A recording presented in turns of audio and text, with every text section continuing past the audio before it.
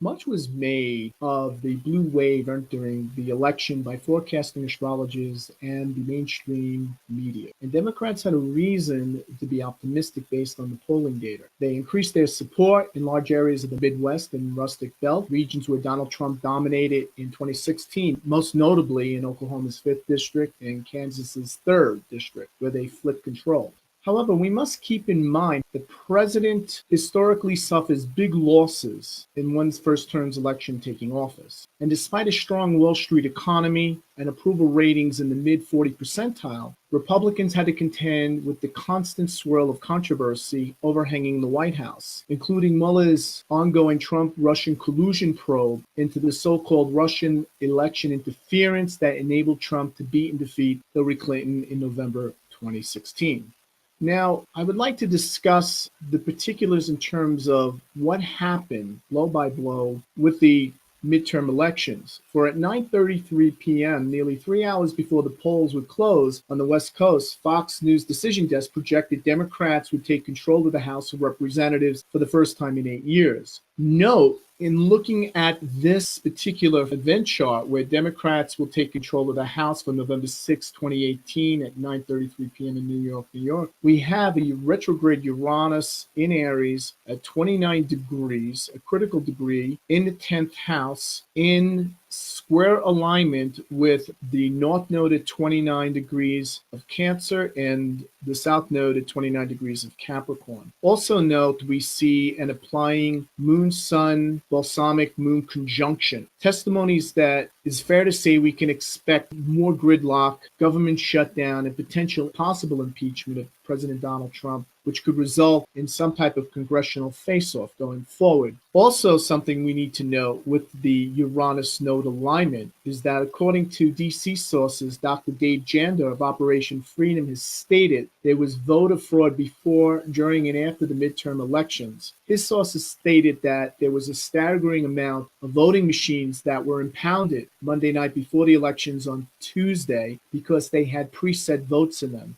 This involved voting machines in all 50 states. Trump had teams out there making sure the integrity of the vote, but there was fraud before the election, and there was a lot of federal officials on the ground during and after. So we can expect and have seen Jill Stein recounts that have commenced in several weeks after, up to this point now on December 6th. So I believe we're going to see emerging reports of massive voter fraud being uncovered in multiple locations across America. By the time these reports get out, it won't be possible to flip the election results, but it will be a warning about a foreshadowing of what we can expect or going into the 2020 election.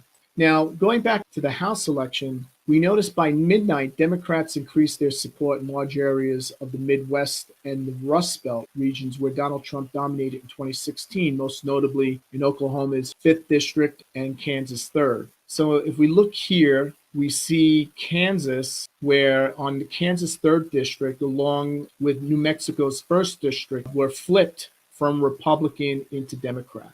In Iowa, we saw the same thing, where Donald Trump won by almost 10% of the 2016 vote, and Democrats flipped 2 seats there. We also saw down in Florida, where the Democrats gained Florida's 26th and 27th districts, which made up of a large majority of voters stretching south of Miami to the Florida Keys. In Texas, the Democrats gained 2 seats in a state which Donald Trump won by 9 points back in 2016, arguably off the back of Beto O'Rourke's close Senate race with Ted Cruz. But despite the record voter turnout and the staggering $3 billion in political spending on the part of Democrats, the hope for blue wave failed to materialize. Instead, the close reality, or the reality at hand, was much more closer to a purple wash. And we could see that.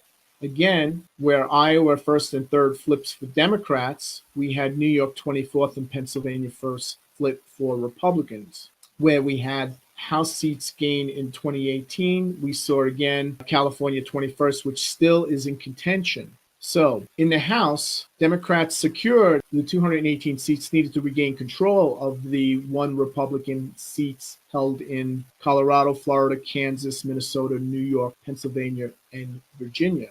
But again, despite the high voter turnout on the part of Democrats and with massive influx of capital and money into the particular districts with political spending, the blue wave at best failed to materialize beyond more than 39 plus votes in the House. Now, this is important to keep in mind because at the same time that the Democrats gained in the House, they lost in the Senate races. They lost two, and the Republicans gained two, with the Republicans now dominating the Senate 53-47.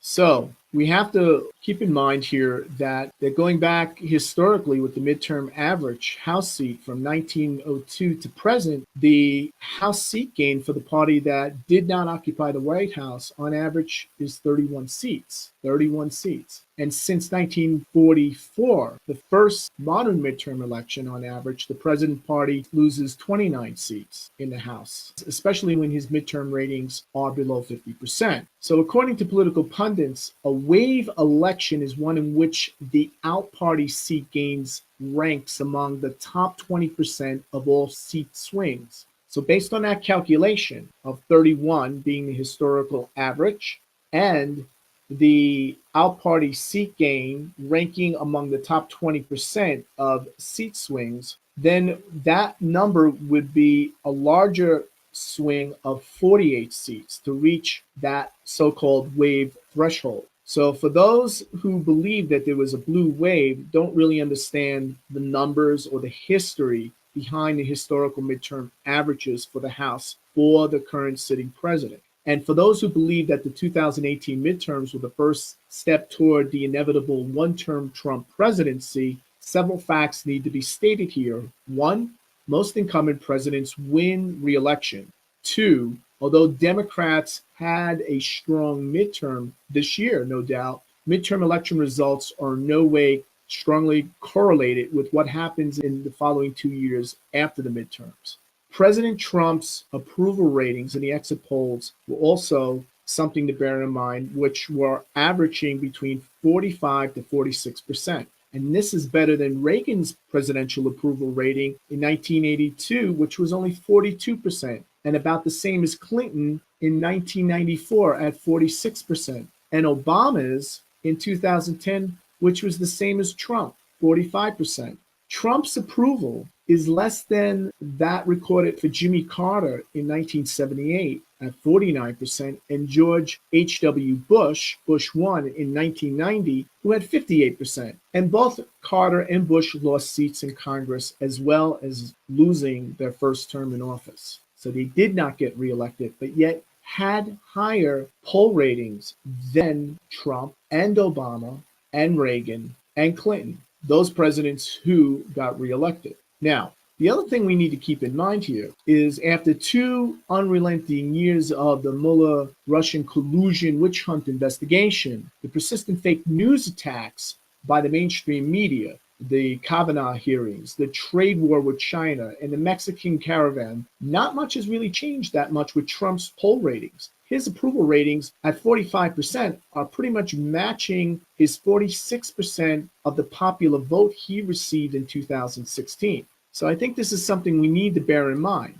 We have to really bear in mind that midterms are referenda on incumbents, congressional incumbents. The presidential elections or general elections are choices. Now, looking at this gain-loss in presidential party in the first term midterm election in the modern era, we could see here, just going back, that Harry Truman, who's considered one of the most successful top 10 listed presidents of all time, lost 54 seats in his first midterm election. We also see something very similar again with Bill Clinton losing 54 seats. And again, looking here at Obama, who's considered one of the most successful presidents. He's considered the 8th ranked president of all time, or I believe the 6th ranked president, I should say, ahead of JFK, considered having much more of a political impact. In fact, according to a national survey for millennials, 67% of millennials believe Barack Obama was the best president ever, even better than George Washington, the first president, one of the founding fathers of this nation, and the premier general that won the Revolutionary War.